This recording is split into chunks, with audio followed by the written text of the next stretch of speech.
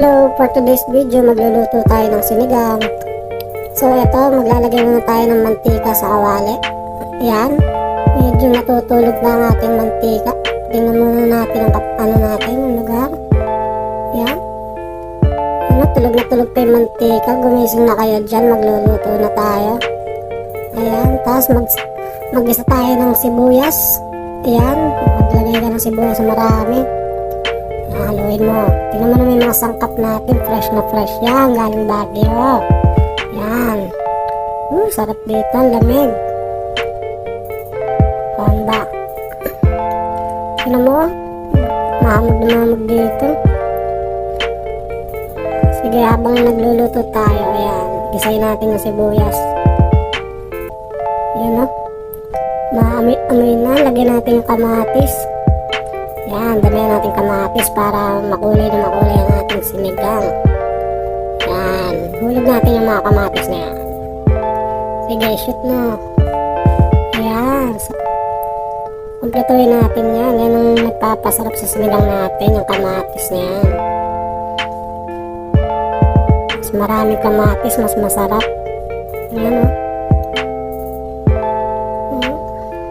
Sige, luwaluin lang natin. Ayan o. Nakikita nyo ba yan? Mamaya sinigang na yan. Diba? O, tingnan mo. Yan. Haluin mo pa. Ayan mamaya. Uy, lamig dito guys. Sobra na yung hamog. Ayan, mukhang umaambon-ambon na pero magluluto pa. Tuloy ang pagluluto natin ng sinigang guys. Ayan. Durugin natin yung kamatis na yan guys. Ayan, durugin natin ang gusto. Yan, habang dinudurog, halukain natin ng konti. Yan. Okay, kumukulo-kulo na siya, oh. Nakikita niyo ba yan? Maamoy na siya, guys. Ayan, haluin pa natin konti. Haluin natin, no? Tinan mo siya, natatakam na, oh. Hi. O, sige. Tuloy ang paghahalo. Ayan. Para mas masarap ang ating sinigang, kailangan may pagmamahal ng halo dyan. Tingnan nyo, durog na durog yung kamatis. Ayan o, durog na durog na. Siguro timplahan natin to. Yan natin ang patis guys. Ayan, yun, haluin mo ng patis. Ayan, ang pasarap. Yan, nagpapalasa din yan sa ating sinigang. Konti lang muna. Matutuyo rin yan sa sa pagluluto natin Mamaya na natin ulit timplahan guys. So, naulanan pala kami guys. Tutuloy natin dito sa loob. So, eto.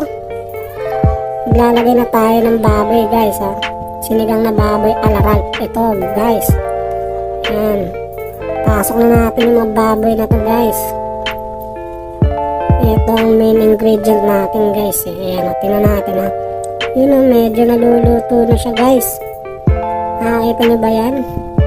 Kanina mapula yan Ngayon medyo namumutla na yung kulay. Pero mamaya mas luto-luto na yung tsura nyan guys.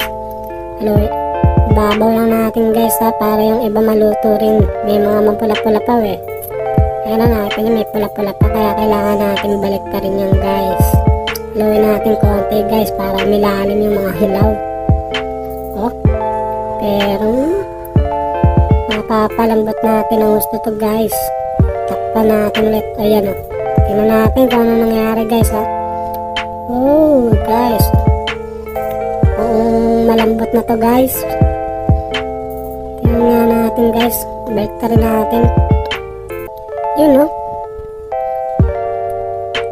na bang naamoy nyo na ba guys? Masarap na to guys. Siguro lang sabawan na natin guys.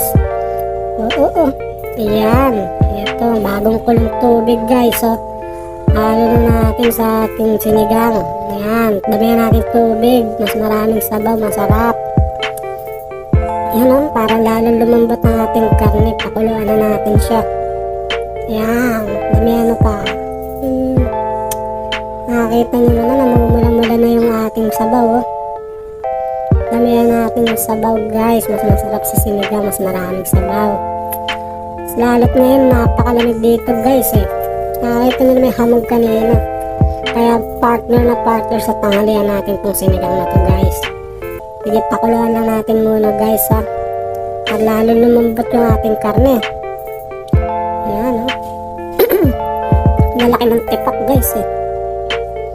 Pero yan, yung papasarap dyan guys o. Takpan muna natin guys habang papalambutin natin guys. So tingnan natin guys kung okay na. Siguro dagdagan na natin ng gulay guys. Eto, maglagay tayo ng gabi. Ayan. Sama na natin sa pakuluyan guys ha. Para lumambot din yan mamaya. Hulog natin guys oh. Kalat mo na. Kalat mo yung gabi kahit sa tanghali may gabi. Ayan oh. Kumukulo na guys. Ako nakakagutom na talaga guys. Nakikita nyo naman. Unti-unti yan magmumukha ng kulay na sinigang. Ihalo natin konti guys para umilalim yung iba. Yan o. Kumukulo-kulo na guys. Natatakam na ba kayo? Kaya hindi pa yan tapos eh. Takpan mo na ulit. So ayan, may sinasabi ako dyan eh. Kaya nakakita nyo, nawala yung video nung paglagay ng gulay eh. Yung mga sitaw hindi ko na ilagay. Tsaka yung sili hindi napasok. So eto na guys. Siguro malambot-lambot na rin yung mga gulay natin. Lalagay na natin yung kangkong. Yan o. Nakikita nyo ba yung pagkulo nyo guys o. Yan o.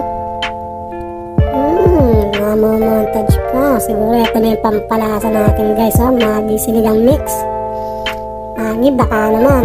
Ito lalasang sinigang na yan. Ayan na, budburan natin ng Maggi sinigang mix.